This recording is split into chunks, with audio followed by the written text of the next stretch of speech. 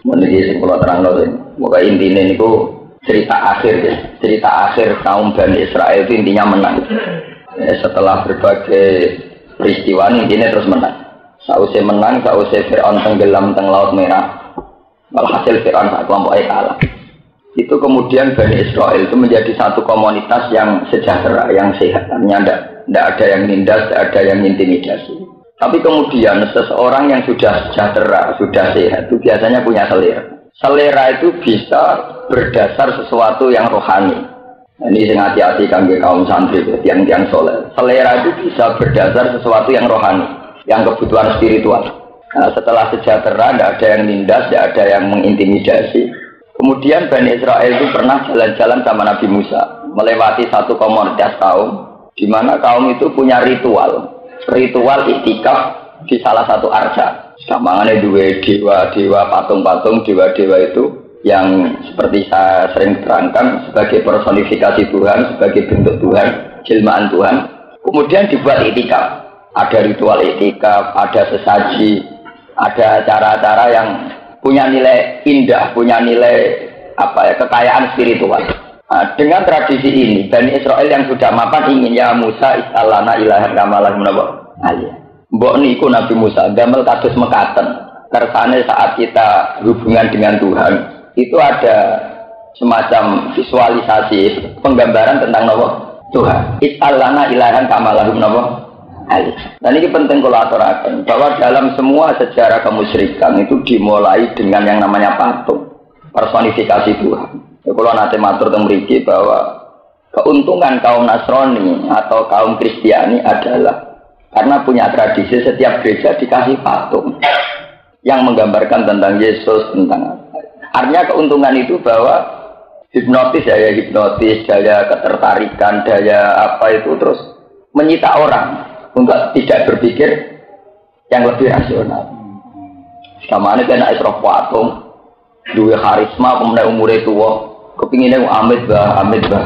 Kamu sudah tidak mikir naik waktu yang dibuat, batu yang bisa dipalu, bisa dipotong, bisa dihancur.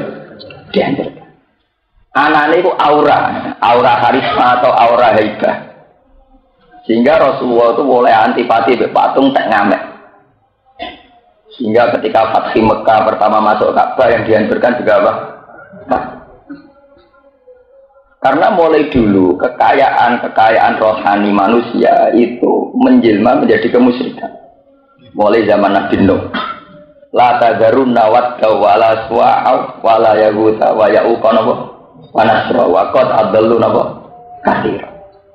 Setelah Nabi Nuh wafat, sebelum Nabi Nuh wafat itu menangi satu kaumnya, di mana ada arca-arca yang mengabadikan kesalehan para pahlawannya, para tokohnya. Mereka tidak nyaman kalau ibadah di satu musola, kemudian di musola itu tidak ada arca-arca atau pahatan-pahatan yang menggambarkan tokohnya. Tapi lama-lama menjadi kenyamanan spiritual tersendiri. Zaman ibadah yang mau enak, orang patungi, ning dalan yo enak, orang patungi. Sehingga mereka tergantung dengan sesuatu yang fisik. Yang fisik ini personifikasi napa? Tuhan. Akhirnya lama-lama periode anak cucu sudah menjadi Tuhan. Jika itu sesaji terus didoakan, berdoa kalau tidak di situ ya tidak marem dan sebagainya. Terus Nabi Nuh dihancurkan. Ada lagi ketika jahiliyah orang-orang Arab bikin patung Al-Lata, Al-Uzza, Al-Manat. Mereka juga bilang Al-Uzza itu singkatan dari kata Al-Aziz, zat yang agung. Ya, Al-Manat dari kata Al-Manan, zat yang banyak memberi rahmat. Nah, kemudian Allah itu dibayangkan, artinya dijilmakan dalam patung-patung itu, ini zat yang agung, ini zat yang pemberi. Ya sama seperti tradisi Cina, ini dewa apa. Nah, karena lamanya satu petualangan spiritual di mana di situ sudah ada sesaji, ada amit bah, ada ruatan, ada apa, sehingga orang itu lupa kali itu hanya sebuah batu, la tadurru wala tanfa. Nah, kelupaan ini yang menjadikan kemusyrikan karena terus menjelma kayak Tuhan. Nah, makanya Nabi Musa marah betul ketika kaumnya punya selera, ingin punya acara ritual yang kayak dilakukan ala kaum yakufuna ala asnamil. Makanya kalau nyuwun para teman-teman yang haji, begitu juga saat kita haji, kita akan mengalami hal yang sama saat melihat Hajar Aswad.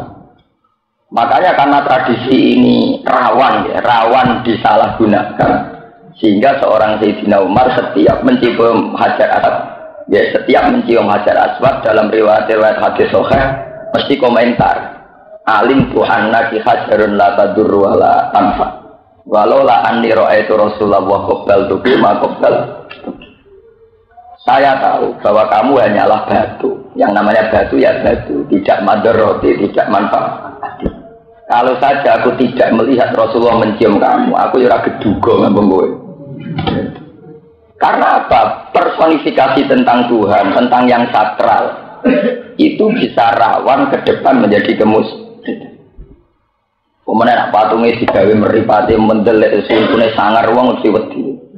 Lah nak digawe kaya Yesus ya orang tuh akan iba, akan kasihan. Efek dari ini kemudian orang sudah tidak mikir asal usulnya itu batu. Anaknya wedi utawa iba. Mulane kula nu syukur ya, termasuk saya itu beberapa kali kalau ijtihad sedang munajat sama Allah. Ini ijtihad pemikiran dan adalun. Mulane Ka'bah bentuke ra jelas, kok hikmahe ngoten. Muga Ka'bah bentuke wong ganteng ta wong ayu, wong malah karo-karuan. Buan kotak wiran ka jelas buan ben ora ana kemusyrikan. Kok hikmahe kena apa Ka'bah ora ana bentuke. Mungkin Ka'bah kebanggaan Islam sak donya, iki bentuke paling ra jelas. Semua kotak. Mergo Islam itu anti patung, dadi Ka'bah ora mutul, gamane bentuke Ka'bah mboten artistik blas. Kalau kita kono seniman, kita kono ahli seni ya, seorang artis iklan, kotak wirang. Ya karena itu deh, perjalanan personifikasi Tuhan dengan gambaran-gambaran yang macam-macam. Kalau Cina ya kayak Dewi Kuan Im, Dewa Keberuntungan, Dewa Hujan. Kalau Arab ya kayak Al-Lata, Al-Uzza, Al-Manat dan sebagainya, Hubal. Itu adalah satu personifikasi Tuhan sing rawan kemusyrikan. Seperti itu Islam itu anti.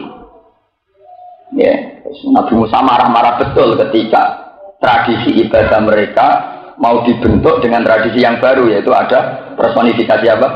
Tuhan, ada gambaran Tuhan. Ketika Nabi Musa innaha ulai mutabbarum ma hum fihi wa batilum ma kanu ya. Itu hanya patung. Ya patung itu tradisi yang salah, yang enggak ada artinya. Nabi Musa pinter caranya mendorong kaumnya anti patung. Al-khairu abghikum ilaha wa huwa faddalakum alal alam. Wa anjinakum min ali fir'auna yasumunakum su'al. Cara bahasa Jawane ngeten. Lho kowe ora patung ala disaiki. Kowe wingi-wingi ngalami revolusi nglawan Fir'aun. Wingi diselametno Allah sangka Fir'aun. Iku ora kenal patung iki. Kurang kenal patung. Barang saiki kenal patung iki mbok anggap pangeran. Patung iki ora melok terlibat revolusi. Paham ya? Ora melok terlibat revolusi. Kok terus mbok hormati ku piye? Padha-padha hormati pangeran sing duwe cara bantu kowe lepas saka cengkramane napa?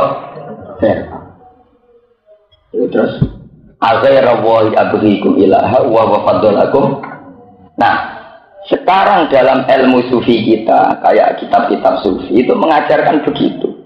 Diam-diam kayak kita itu ya sering syirik. Itu yang disebut ning sufi syirik khafi.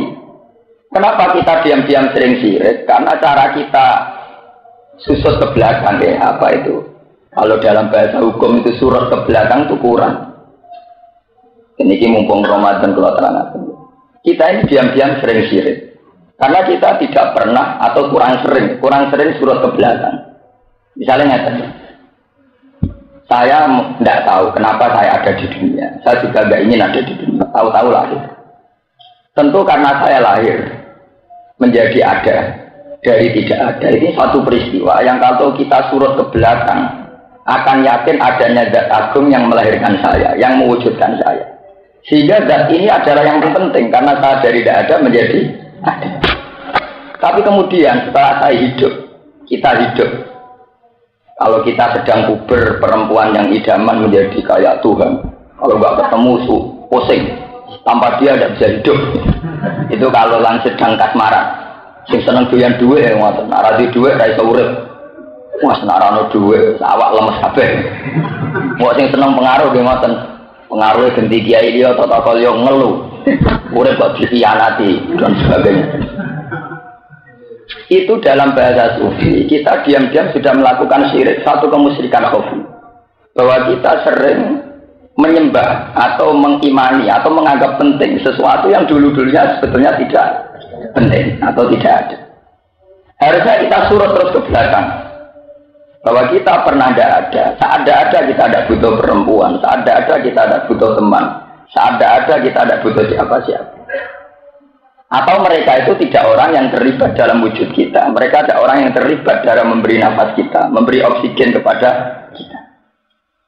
Nah, itu yang disebut Quran afara'aita man ittakhadha ilahahu hawa. Akhirnya diam-diam kita menuhankan yang namanya selera, menuhankan yang namanya nafsu.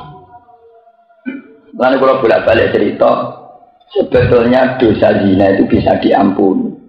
Dosa syirik, dosa zina, seorang prostitusi itu sebetulnya masih bisa diampuni. Cuma kadang kalau dosa itu sudah sering, itu menjelma menjadi kemusyrikan. Kalau bolak-balik nerangno, perempuan bisa jadi WTS itu paling cepat umur 17 tahun atau 16 tahun. Kemudian setelah menjadi WTS, sebetulnya dosanya hanya zina. Tapi kemudian ada logika kemusyrikan. Nduk ke ora tobat, mosok zina ora barbar. Nek kula mboten ngeten mangan nopo. Nah, ini yang menjadi kemusyrikan. Karena dia pernah 17 tahun toh makan tanpa melakukan zina. Jadi dia disuruh ke belakang. Tidak suruh ke belakang untuk melihat dia toh pernah makan tanpa harus menjadi pezina, tidak tanpa menjadi WTS.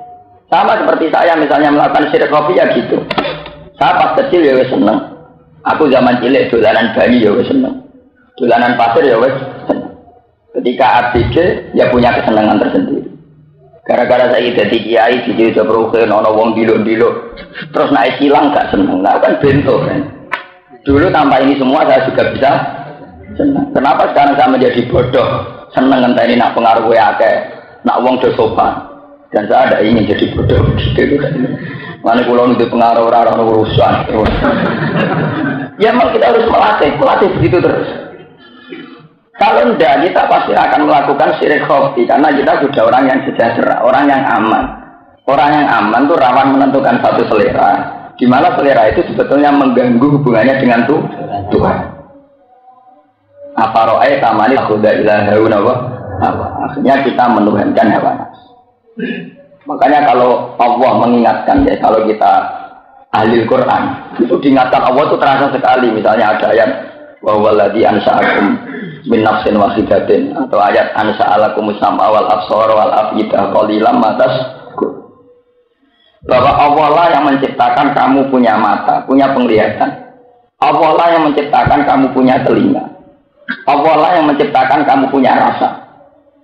Kalau kita ahlul Quran, ahlullah, seorang yang dekat dengan Allah, kita akan tahu bahwa saat saya makan enak itu karena Allah menciptakan satu rasa, di mana akhirnya saya menikmati makanan. Kita melihat satu gadis atau uang atau apa yang kita senangi, kita merasa nikmat karena Allah menciptakan rasa nikmat. Tapi karena kita sudah banyak dosa, berlumuran kemusyrikan, akhirnya kita mengatakan makanan ini enak, uang itu enak, dunia itu enak. Itu semua enak kan karena rasa. Jajal kena setruk. Coba truk diambungi wong ayu ana rasane ta ora. Kowe setruk ning arep mono suwate ana makanan enak ana gunane ta. Kita harus terlatih. Tiap detik, tiap menit kita harus berlatih surut ke belakang. Bahwa semua itu ada rasanya karena kita diberi Allah asam awal absara wal bahwa kita karena punya telinga, punya penglihatan, punya rasa. Makanya Allah menutup qalilan ma tashkurun, tapi betapa sedikitnya kamu syukur. Artinya kamu syukur setelah kamu menikmati makanan, malah makanannya menjadi begitu penting. Setelah kamu menikmati seorang gadis, malah gadis ini begitu penting. Nak jeneng susah era karuan, nak putus cinta, boleh tampar dan sebagainya. Enggak, pengaruh ya begitu. Pengaruh ini menjadi penting. Nah, ini kita na'udzubillah min syarri dzalik. Kita jangan begitu. Seorang mukmin yang sejati tidak boleh begitu. Mukmin sejati akan terus ala dzikrillah tatmainnul qulub. Hanya dengan Allah kita menjadi tentram. Ya itu begitu memang. Makanya Rasulullah, para ulama semuanya itu anti. Samanya bentuk-bentuk penuhanan nafsu. Karena penuhanan nafsu dimulai dari pengingkaran terhadap eksistensi Tuhan. Dan ini penting. Makanya Nabi Musa mendidik, loh kamu itu gimana? Sekarang kok mau ingin punya selera baru, punya Tuhan baru. Sementara Tuhan-Tuhan ini tidak terlibat saat kamu menghadapi Fir'aun. Sama, kenapa saya harus menuhankan gadis, menuhankan anak, menuhankan istri, menahankan semua ini? Kok ini semua itu nggak terlibat dalam wujudnya saya, juga tidak terlibat dalam membuat saya punya mata, punya telinga, punya. Nah, dengan logika tauhid yang mantap begini, dengan logika tauhid yang mapan ini, kamu akan melihat ayat-ayat jihad itu tidak ekstrim. Memang secara lahir ayat jihad itu ekstrim, misalnya kul in kana abaukum wa abnaukum wa akhwatukum wa ashiratukum dan sebagainya. Jika hartamu, anakmu, saudaramu wa amalunik taraf tumuha wa tijaratun tahsaunan apa? Kasada. Tempat-tempat yang kamu senangi, perdagangan yang kamu ingini. Ahabba ilaikum minallah wa rasulih wa jihadin fisabilillah fatarab. Jika semua itu kamu anggap lebih penting ketimbang Allah, kata Allah, silahkan berhadapan-hadapan dengan saya. Dan suatu saat saya pasti menyiksa. Fatarab batu inama aku mutarab. Karena dengan logika tauhid yang mantap, tentu Allah tidak pernah bisa kita bandingkan dengan seorang anak, seorang istri, seorang teman. Artinya dengan tauhid yang mantap, semua ini tidak penting. Kalau ini nggak penting semua, ketika Allah nyuruh jihad ya tidak pernah kita tekan perang. Wah, nak perang nak mati bojoku piye anakku. Piye. Karena tentu dengan logika tauhid yang mantap, Allah tidak pernah diperbandingkan. Hanya Allah harus nomor satu. Nah, kita yang kita alami sekarang itu diam-diam sudah begitu. Apa roe tamanit taboda ilaha illallah. Bahwa kita ini akan menuhankan selera. Dan itu kita alami sekarang. Makanya semenjak ngaji ini itu harus tobat. Orang sanggup Lailatul Qadar tobat kita cukup. Jadi karena ini tobat batin. Boleh wiridan astagfirullah ping 1000. Kalau kamu secara tauhid tidak tobat, di sini berolot tok ning atimu. Iya di sini berolot tok, tidak boleh. Kita tidak boleh cacat secara tauhid. Kalau kita sudah cacat, itu mau istighfar berapa pun tidak ada gunanya. Karena kita sudah cacat secara akidah. Ya, cacat secara apa? Akidah. Nah, kalau sampean tanya, lalu trik-trik apa, kiat apa untuk menghilangkan syirik khafi? Syirik yang nggak kelihatan. Kata ulama-ulama, caranya minimalkan selera. Atau kalau kamu terpaksa punya selera, ingat bahwa itu dari Allah. Jadi tadi logikanya gampang kan. Kita sebetulnya di era modern lebih gampang logika tauhid. Misalnya saya sebagai manusia melihat makanan enak senang, melihat gadis cantik senang, melihat uang senang. Senang ini itu sebetulnya dimulai dari gadis itu atau dimulai kita punya rasa, kita punya mata. Saat kamu senang karena melihat, itu sebetulnya senang dimulai dari karena kamu punya mata, apa karena gadis itu cantik? Karena kita punya mata. Wong bisa karo rasane gadis cantik. Paham? Nah, kalau dimulai dari mata, tentu fungsi mata ini lebih penting. Bahwa mata hanya berurusan sama penciptanya, bahwa kita punya mata karena Allah. Sehingga cara kita menghitung nikmat tentu tidak mendewakan gadis itu. Wah, aku nak rasa senengnya jadi aku mati. Paham? Ini harus dilatih terus. Ya sama seperti makanan gitu, bahwa kita bisa merasakan sate, merasakan enaknya hidangan, karena kita masih punya rasa. Saat rasa itu hilang oleh stroke atau oleh penyakit yang lain, ini ada gunanya semua. Apalagi di era modern kita membuktikan itu lebih mudah. Misalnya kalau kita darah tinggi, makanan sate menjadi problem. Kalau kita punya kolesterol, makanan ini menjadi problem. Akhirnya apa? Quran teruji kebenarannya bahwa semua kenikmatan duniawi itu kembali pada rasa dalam diri kita atau organ-organ dalam diri kita atau elemen-elemen dalam diri kita. Nah, elemen-elemen itu mulai asam awal absor wal afida tentu hubungannya dengan penciptanya. dengan tahu. Harusnya ya itu yang penting, bukan yang di sekeliling itu. Paham ya? Itu harus dilatih terus. Nah kalau menyangkut yang kayak selera kayak yang lain misalnya, itu di Ihya saya pernah baca satu cerita. Ada seorang resi, penasihat seorang raja. Raja itu bijak karena punya penasihat yang bijak pula. Nah, suatu saat raja itu dapat hadiah satu keramik yang dari kristal, bagus sekali. Itu gelas dari keramik bentuk kristal, bagus, indah sekali.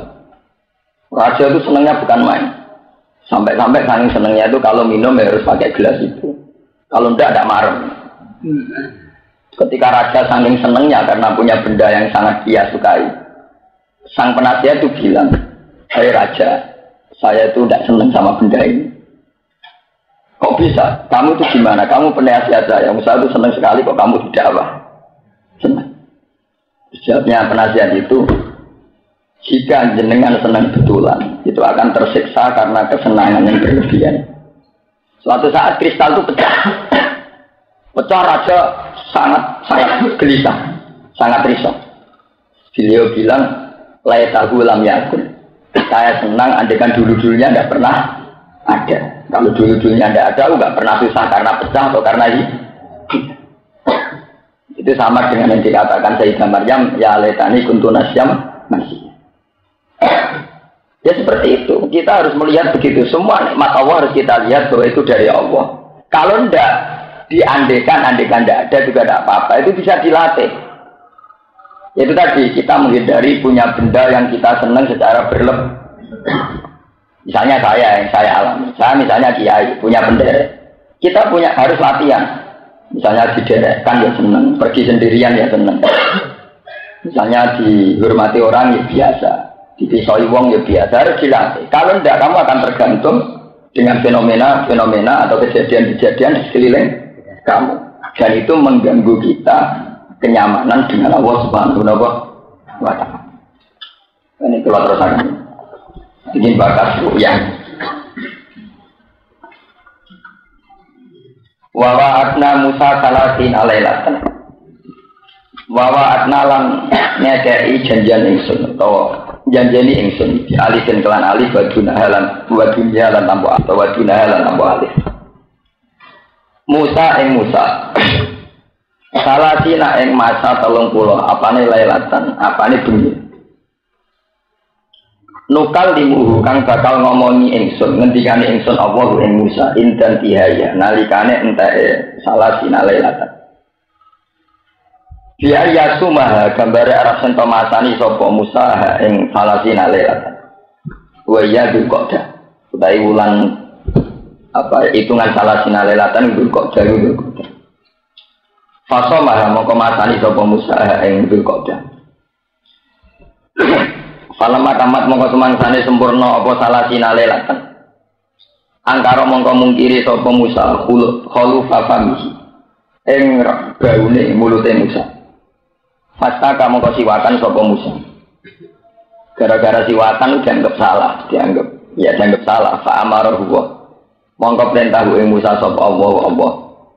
Bi asratin kawan 10 ukra ingkang liya. Liukal limahu supaya ngomongi supaya ngendikani sapa Allah ing Musa bi khulufi famihi kelawan apa ya bau mulute Musa kama qala ta'ala kaya oleh dawuh Allah taala wa atmamna bi asrin lan nyempurnakno sapa ingsun Allah ing salasina lailatan bi asrin kelawan 10 min Dzulhijjah saking wulan Dzulhijjah fatamma miqatu rabbih arba'ina lailatan. Fatamma mongko sempurna apa mika turabi apa perjanjian ning pangerane Musa. Waktu tegese waktu janjeni ing Musa. Bikalamihi kelawan ngendikane Allah ya ing Musa arba'ina lailatan ing 40 dina. Halun lailatan tamyizun dadi tamyiz. Faqala lan dawuh sapa Musa li akhihi maring dulure Musa Harun rupane Harun. Inta dahabihi nalikane budale Musa ilal jabal maring gunung lil munajat maring krana Musa ketemu pangeran. Ukhlufni fi qaumi. Ukhluf kareo sira utawa lereno sira tinggalo sira ning ingsun utawa gantekno sira ngenteni sira aikun tegese ana sira iku khalifat iku dadi khalifah ingsun fi kaum ing dalam kaum ingsun wa aslifan napa benahi sira utawa dandani sira amrahum ing perkarane kaum wala tetap bilan aja anut sira kowe aja anut sabilan musyrikin ing dalane wong sing gawe kerusakan bimu apakotihim kelawan nyocoki musyrikin alal ma'as ing atase kemaksiatan pira-pira kemaksiatan walama jalan semangsane sowan sapa Musa utawa teka sapa Musa limi kotina krana mapak ning ingsun aile waktu tekse maring wektu allazi rub wektu wa adna kang janjene ingsun ing Musa bil kalami kelawan ngendikan utawa ngekeki wahyu fi ing dalam waktu wa kallama rabbu lan ngendikani ing Musa sapa rabbu pangeran Musa bila wasitotin oleh ngendikani kelawan tanpa pelantara mesti boten liwat Jibril boten liwat malaikat kalaman kelawan siji kalam sami agu kang krungu sapa Musa ing kalam mingkul dijatin saking saben-saben sisi saben-saben arah kala dawuh sapa Musa rabbi arini anzur ilai rabbi do pangeran ingsun Ari, kalau aturi mersakno panjenengan. Ari, kalau aturi mersakno panjenengan ni ingsun nafsaka ing dat panjenengan. Anggur mongko saged ningali ingsun ilaika maring date panjenengan. Kala dawuh sapa Allah lan taron, ora bakal utawa ora mampu sira, ora bakal ningali sira ni ingsun. Ela takdir tegese ora kuasa sira ala ru'yati ngatasi ningali ning ingsun. Wa takbiru tawi nembungno bihi kelawan napa jenenge lantaron gunalan ura ora kok lan ura ora den tingali sapa ingsun iku yufidu iku ngekeki faedah ngekeki pengertian apa dawuh lantaroni ora lan ura ora ditingali ingsun imkan aruyati ta'ala ing kemungkinane utawa potensine Allah saged ditingali walakin inggur tetapi ningali sira ilal jabali maring gunung Allah dirupani jabal wa kang jabal wa aqwal kuat mingkat ingkang sira fa ini sakorra mongko lamun tetep apa jabal sabata tegese tetep apa jabal maka nahu ing panggonane jabal fasau fataron mongko bakal ningali sira ning ingsun tas butuh liru yati tegese tetap sira tetap maksudnya buatan goyah tetap liru yati maring ningali ingsun wa ila lamun ora bala tokota mongkorano kemampuan kemujud lah kamaring sira falamma tajalla mongko semangsane muncul ketok sapa Rabbu sapa pangerane Musa dohara tegese pertelo sapa Rabbu minuri sanging nuri Rabbi kodro nisfi an mulatil sinsir kelawan tak kadar separone driji manik, driji jendek, driji paling kecil cara jendek. Kadar separone driji jendek. Kama fi hadis, kaya yang dalam siji hadis sohahahu kan nasir yang hadis sebal hakim hitam, Imam Hakim. Nilai bali maring gunung, ja'alahu dak. Mongko gawe sapa Allahu ing jabal dakkan ingkang hancur. Bil qasri wal maddi. Matkukan tegese ingkang den hancurno mustawiyan tol hali rata bil ardi kelan bumi wa kharra Musa sa'iqa lan terjungkal utawa lan pingsan sapa Musa sa'iqa hale pingsan hale mboten sadar maksian alaihi tegese katutupi pikirane maksudnya mboten sadar li hauli ma krono ibu perkara krono dahsate perkara akan ningali sapa Musa. Walama apa kau mongko semangsane waras sapa Musa. Kala mongko dawuh sapa Musa subhana. Maha suci panjenengan. Tanzihan krana bersihna la kamaring panjenengan. Tubtu ilaika. Tubtu tobat sapa ingsun ilaika maring sira. Tubtu tobat sapa ingsun ilaika maring sira. Min su'ali ma sangking takok perkara. Utawa njaluk perkara. Lam umar kang ora den perintah ingsun diilang. Wa ana awalul mu'min wa ana uta ingsun iku awalul mu'minina iku kawitane pira-pira umum Wa ana uta ingsun awal mukminina iku kawitane pira-pira mukmin di zaman ing dalam zaman itu. Mungkin iki kula terang. Jadi rumah tenang masalah salah paham nuriskan. Kula terangno dari segi ilmu yang mudah, artinya yang sing rapati sakral ya, sing rapati sakral. Ora langsung Quran, yang enggak pati sakral. Ilmu dolanan ijtihad, ilmu yang dari hasil ijtihad.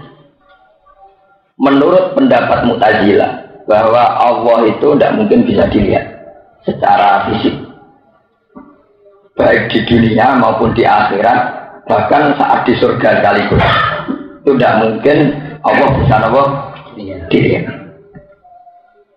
Dalilnya Mu'tazilah adalah la tudrikul absar wa huwa yudrikul absar, bahwa Allah itu tidak bisa tersentuh atau terliputi atau ditemukan oleh al-absar, oleh mata manusia. Menurut pendapat Sunni ahli sunnah, berdasar banyak riwayat, ya ini sama dengan salah paham ya. Dari awal ahli sunnah berpendapat demikian itu berdasar banyak riwayat sahihah, riwayat dari hadis sahih, bahwa Rasulullah sering ngendikan, tidak sekedar pernah sering ngendikan, innakum satarawna bakum kama tarawnal qamara lailat kama tarawna lailatal qamar kama tarawnal qamara lailatal badri la tudamuna, bahwa kalian nanti di akhirat akan melihat Allah secercah kayak kamu melihat rembulan di malam yang sangat cerah, lailatal badri. Kemudian ada banyak ayat wujuh yauma idzin nadhirah ila rabbiha nadhirah. Di hari kiamat itu wujuhun, ada beberapa wajah yauma idzin ing dalam dinane kiamat nadhiratun ingkang cerah, ingkang mencorong. Ila rabbiha kang maring pangerane wujuh nadhiratun iku ningat. Atas nama dalil-dalil itu, ahli sunnah meyakini bahwa nanti seorang mukmin yang masuk surga itu bisa melihat Allah. Nah, tentu karena Allah itu layak takayyab, tidak bisa direka-reka. Ahli sunnah berpendapat yarahul mu'minuna bi ghairi kaifin walan hisorin, bahwa saat kita melihat Allah adalah dengan melihat yang tanpa bisa mereka-reka, yang tanpa bisa meliputi secara penuh atau bisa melihat secara detail, secara sempurna. Karena Allah bagaimanapun adalah laisa kamitslihi syai'un, bahwa Allah tentu tidak bisa direka-reka. Nah, kalau masalahnya demikian, bisa melihat tapi tidak bisa mereka-reka, bisa melihat tapi tidak bisa sempurna, bisa melihat tapi tidak bisa identifikasi, bisa melihat tapi tidak bisa mensifati. Kalau masalahnya demikian, berarti tidak menjadi masalah. Artinya khilaf antaranya ahli sunnah dan Mu'tazilah itu bukan khilaf yang serius. Bahwa masalahnya kita melihat Allah adalah bentuk kenikmatan. Dan itu saja, ekspresi dari kenikmatan ahli jannah adalah punya hak, ya, punya hak ya Allah. Meskipun dengan melihat yang diwiri kaifin walam visori, satu melihat yang tidak bisa detail, tidak bisa sempurna, tidak bisa mereka. Itu pendapat ahli sunnah dan Mu'tazilah.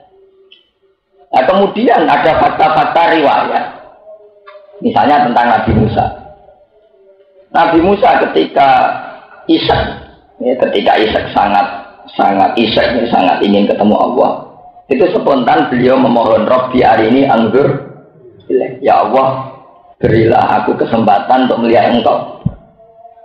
Allah menjawab, lantaroni, kamu tidak bisa melihat saya, tapi coba lihat gunung itu. Kata Imam Suyuti, di mana gunung itu tentu secara fisik, secara materi lebih kuat ketimbang Nabi Musa. Alladzi huwa aqwa minka, bahwa gunung itu lebih kuat ketimbang kamu. Akhirnya Nabi Musa melihat gunung di sekelilingnya. Ternyata gunung itu ketika baru separuh dari qadra nisfi an mulatil khinsir, baru benar-benar kecil sekali dari sinarnya Tuhan. Qadra nisfi an mulatil khinsir, separuh sinar dari kadar separuh biji jentik. itu gunung sudah hancur. Dengan demikian nggak bisa dibayangkan andaikan Allah muncul secara penuh. Gunung yang sekuat itu saja langsung hancur. Kayak apa kalau muncul di hadapan Musa? Nah, terus akhirnya beberapa riwayat yang demikian ini di rumah tenang oleh pakar-pakar ahli sunnah, oleh ulama-ulama ahli sunnah dianggap satu riwayat sing minal mutasyabih. Ya, artinya satu riwayat Quran atau hadis sing mutasyabih. Mutasyabih itu ya yang kayak yang diterangkan Quran. Fa amal ladina fi qulubihim zaygun fa yattabi'una ma tashabaha min ibtigha al-fitnati wa ibtigha. Orang akan mencari-cari persisnya kayak apa. Misalnya kalau berupa cahaya, berarti Allah itu berbentuk cahaya. Kalau kamu yakin demikian juga syirik, juga kafir karena laisa kamitslihi syai'. Itu banyak riwayat yang begitu. Misalnya Kanjeng Nabi nanti ngendikan wa tadul jabbar qadamahu 'alan nar hatta taqula kit. Itu di riwayat hadis sahih. Dan Allah survei melihat mendadak neraka, disurvei. Hal min majid, apa kamu butuh anggota baru, butuh tampungan apa? Baru. Tak kurang akeh tak tambahi. Lha iku istilah Nabi pas Allah survei itu wa tadul jabbar qadamahu 'ala jahannam hatta taqula kit. Jadi saking kuatnya pangeran, ngidain rokok nganti kriat-kriat, itu kan nampu arteno kan karu-karuan. Maksudnya bayang no pangeran gaya raksasa kan betul mungkin. Bayang no pangeran nur juga betul mungkin. Maksud pangeran gaya pelangi. Itu masalah-masalah yang oleh pakar-pakar ahli sunnah, oleh ulama ahli sunnah dianggap minal mutasyabih. Sama seperti ayat-ayat yang secara lahir, misalnya ada ayat ya duwai nopo-nopo. Bahwa tangan Allah di atas tangan manusia. Sama seperti ayat walitusna ala aini. Musa Isa kamu itu kesayangan mataku ala aini. Mata saya itu paling senang kalau melihat kamu. Walitusna apa? Tentu tidak bisa diartikan bahwa kemudian berarti Allah punya mata. Nah itu masalah-masalah yang diperdebatkan terus oleh ahli sunnah dan mu'tazilah. Dan para kiai sekarang sampai kiamat tidak akan menemukan hakikat itu semua. Tapi kita punya gambaran, kenapa itu bisa terjadi. Misalnya begini, kalau sering ditanya orang, Gus katanya orang sebelum wujud, itu sudah ada al-misa, sudah ada perjanjian dengan Tuhan. Yaitu di alam dzat. Wa idh akhadha rabbuka min bani adama min durihim dzurriyyatahum wa asyhadahum ala nafsihim anfusihim alastu bi rabbikum qalu. Terus pertanyaannya adalah seperti teori saya tadi, kita melihat karena dengan mata, karena terlanjur cara melihat kita dengan mata, tentu sesuatu yang tertutupi atau yang jauh menjadi tidak kelihatan. Karena kita terlanjur mendengarkan dengan telinga, saat telinga kita sumpeli, maka kita sudah tidak bisa mendengar. Tapi masalahnya, apa betul dengan mata ini, apa betul dengan telinga ini kita nanti melihat Tuhan? Konstruksi kita kan nanti dirubah total. Elemen kita nanti juga dirubah total. Sehingga dengan perubahan-perubahan elemen itu dimungkinkan sesuatu yang diceritakan Allah Subhanahu wa Ta'ala. Kita punya banyak bandingan tentang itu. Misalnya, wah jenenge mangan orang sak piring ya ora waras. Jenenge. Tapi ketika era ditemukan orang tidak makan pakai infus juga waras. Karena elemennya ternyata ditemukan. Sekarang tidak usah makan satu piring nasi, cukup pakai infus yang lewat organ tertentu bisa lapar. Oh ya bisa menggantikan fungsi makan. Ya sama bisa saja begitu nanti di akhirat mata kita yang punya problem penglihatan karena bersyarat harus dekat, bersyarat harus ditutupi. Problem ini bisa dihilangkan kalau rekonstruksi badan kita dirubah toh. Karena di akhirat segalanya dirubah. Yaitu yang disebut Tuhan yauma tubaddalul ardu ghairal ardi was samawati wa barazu lillahil wahidil qahhar. Bumi juga diganti, langit juga diganti. Nah, dengan elemen-elemen yang berbeda tentu nanti dengan kemampuan yang berbeda. Dengan sistem komunikasi yang berbeda. Sebab itu mungkin sekali yang dikatakan Allah, wujuh yaumidin nadhirah ila rabbiyana apa? Nah, soal persisnya kayak apa, wallahu a'lam. Tapi kita punya bayangan-bayangan gambaran betapa itu mungkin sekali. Mungkin. Paham ya? Itu penting kula aturaken mriki. Mohon titik sampai sihat biar tidak menjadi masalah. Terus sekarang ada dalil lagi tentang Mi'raj. Kenapa ahli sunnah ngotot bahwa Allah itu mungkin dilihat? Ada dalil tentang Mi'raj. Mi'raj ketika Rasulullah sampai Sidratil Muntaha itu mengalami satu dialek dengan Allah. Ya Mu'tazilah salah. Mu'tazilah keliru ngeten. Manjan rapati tau ngaji Mu'tazilah. Senengane mikir tapi ora tau napa. Ngaji. Pakar-pakar tak niki ngoten. Pakar Islam tapi ora tau ngaji.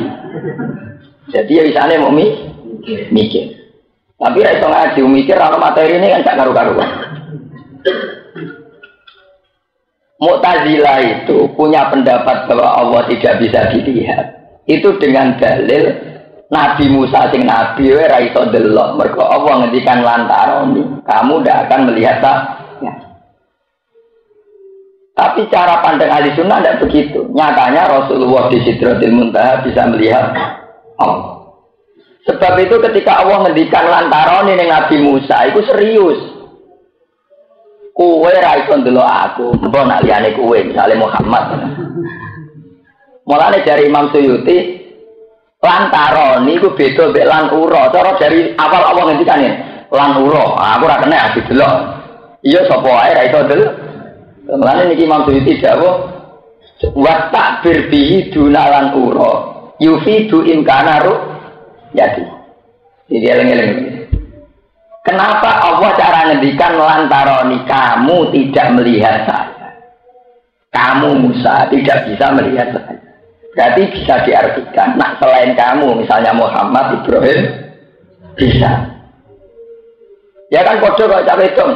Aku rasa seneng kue, soalnya seneng wong li. Kue rasa ngerti saya itu rasa seneng wong lanang betul tak ada. Orang seneng kue, ya kamu saja. Soalnya seneng wong li. Beda nak, cewek itu ilmu mendingannya. Aku raiso seneng sepuai. Aku raiso seneng. Jadi ini di kelainan tidak ada raiso seneng. Juga abis sepuai raiso. Nah Allah ngendikan lantaroni, buatan lankuro. Ya ini jalan nerang Imam Suyuti. Lantaroni kuwe Musa raiso dulu aku. Orang kok nak Allah jawab lankuro. Aku raiso dulu. Andai kan dari awal Allah ngendikan saya tidak bisa dilihat, tentu siapa saja tidak bisa melihat. Paham ya? Sebab itu Mu'tazilah salah sekali kalau bikin dalil ayat ini buat satu ketentuan bahwa Allah tidak bisa dilihat. Maka Allah dawe aku, ra iso delok aku. Orang aku ra iso didelok. Berarti yang karuan kena vonis tidak bisa melihat kan Musa. Bukan yang lain, ya. Sebab itu banyak hadis tentang Sidratil Muntaha, di mana Nabi Muhammad berdialek langsung dengan Allah Subhanahu wa Ta'ala. Dan itu sah. Dan tidak perlu bertentangan dengan ayat ini, karena ayat ini adalah nafyun li ru'yati Musa li Rabbi. Satu bentuk penafian bahwa Musa tidak bisa melihat Allah. Bukan berarti Allah tidak bisa dilihat. Musanya yang tidak bisa lihat. Bukan berarti Allah tidak bisa dilihat. Ini maksudnya apa? Wa ta'bir bihi dunalan qura yufidu imkana ru'yati. Paham ya? Mergo lantaran itu hanya berkisar kepada Nabi sinten Musa. Kecuali kalau ayatnya lan qura, aku ora kena didelok.